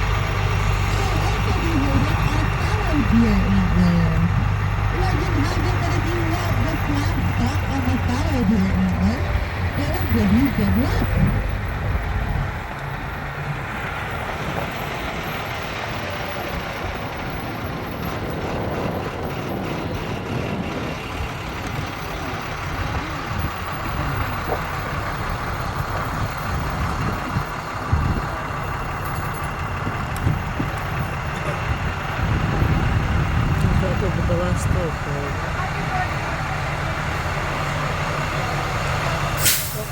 Don't go right in front of him.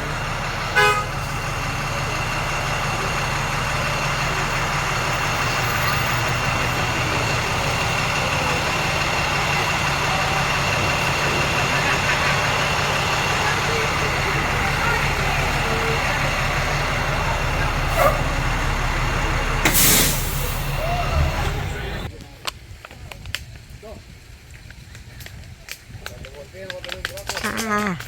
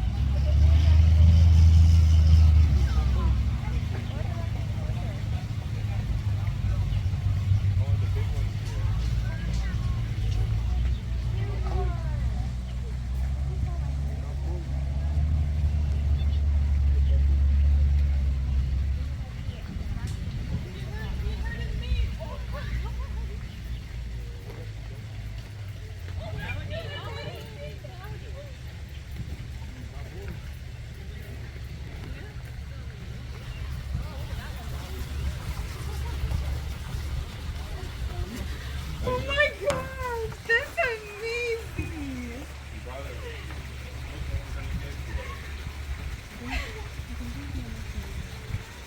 Maybe, but they were asking for the bread. I mean, I'm sure if there was some way for you to eat it. Yeah, they'll definitely take those. Oh yeah, I'm gonna give it to them. There's another one there. I'll give them a. Can you take a video of me taking it? Baboon. That's right.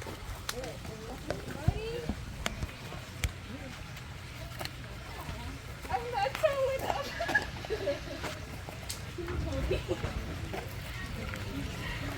Step on the log. Step on the log. Yeah, sure. Step on the log. Just leave it like that. Oh. Oh. That's amazing. I feel like this is it. Maybe if you throw it over there, you might get it from the ground. they're not even able to get all this food. I see baby.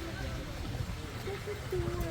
Wait, we can feed those. Or you wanna try? Oh, the big baboon is following you. He knows me. He wants the veggie stick. Here, can you give me one so I can feed one here?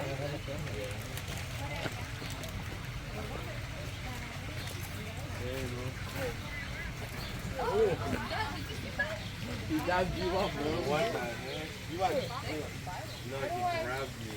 He literally like grabbed my finger. Can you? Do you have good aim? Do you think you can get it in there? Huh? For the little one? Yeah.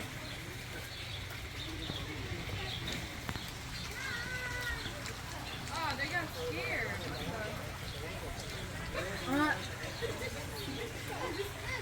Did you see what he did?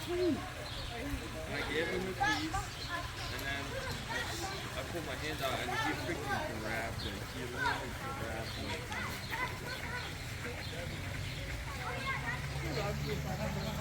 Uh-oh. What did you do? Why are you trying to grab it with his fingers? Oh my gosh. Huh? What did you do?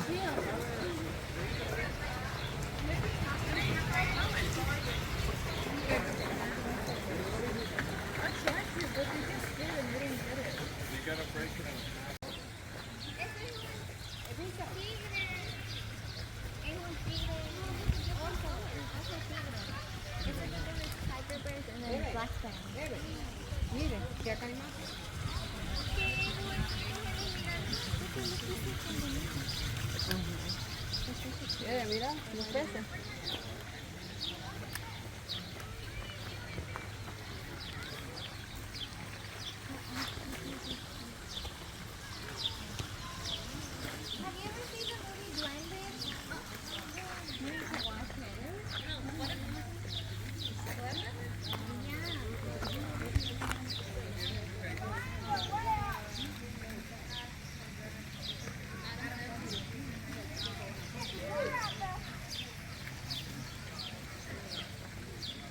The fish is so cool.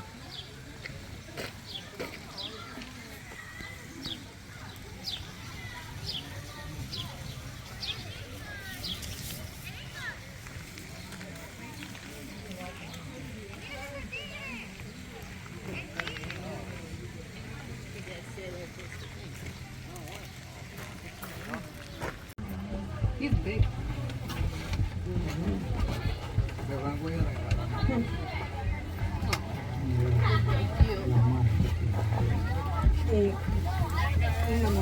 No lo conté le hagas a uno. Dice que te quería saludar. El otro está dormido allá. ¿Dónde? Allá arriba. El otro. Es bello, está mirando la piel. Really? Entra ahí para que lo coma el animal. Mira, ¡ay! Mira los dientes, mira los colmillos que tiene. Mira. Oh my god.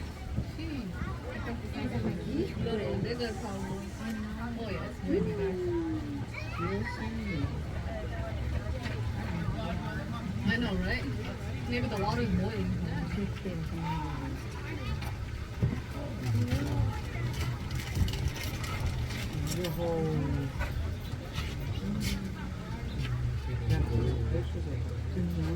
Wonder if they have a board. Come closer to this.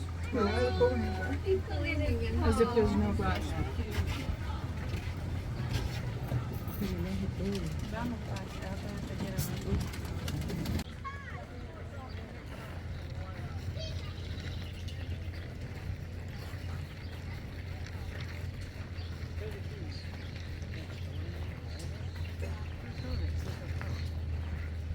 Still a couple feet to see if there's one up there.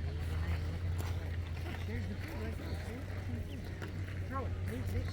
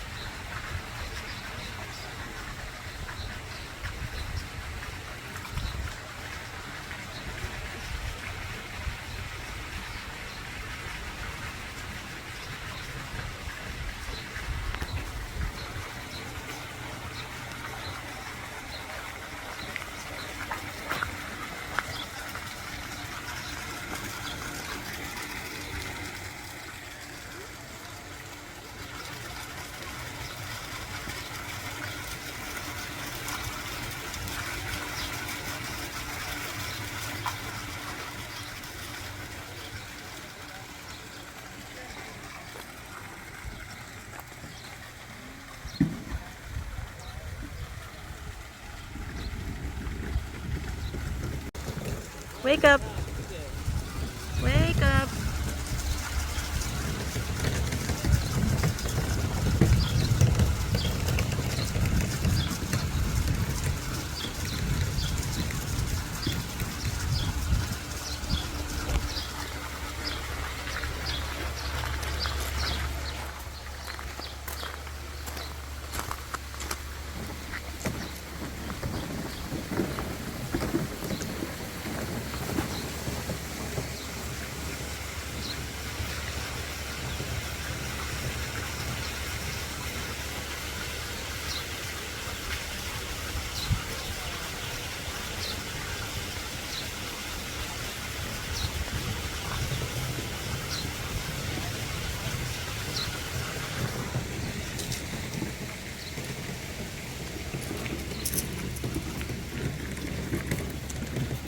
They hear the mule is coming.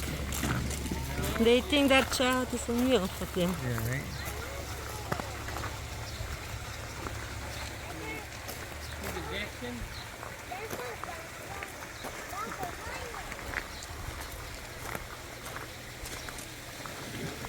Hi, gorgeous. Oh, you're so beautiful.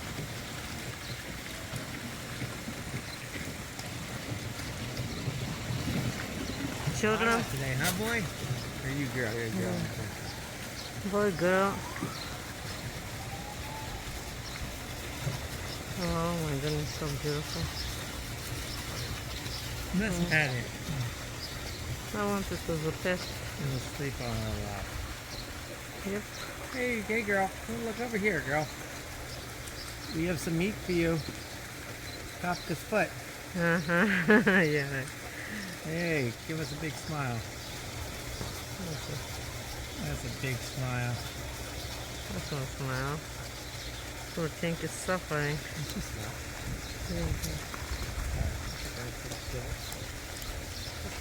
Okay, can we stop talking so I can take a little quiet time?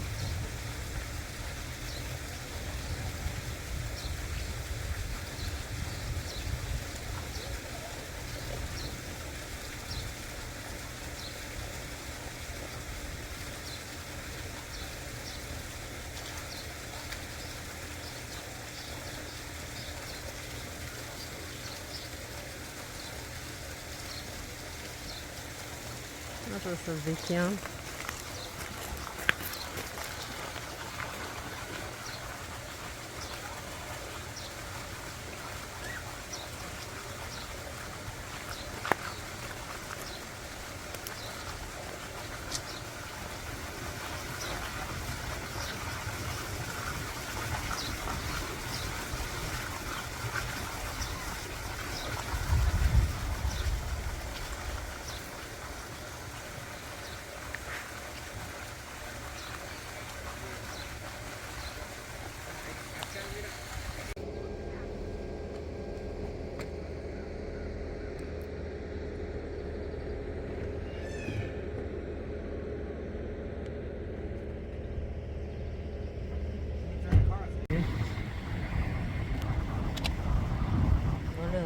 It's Funko with him.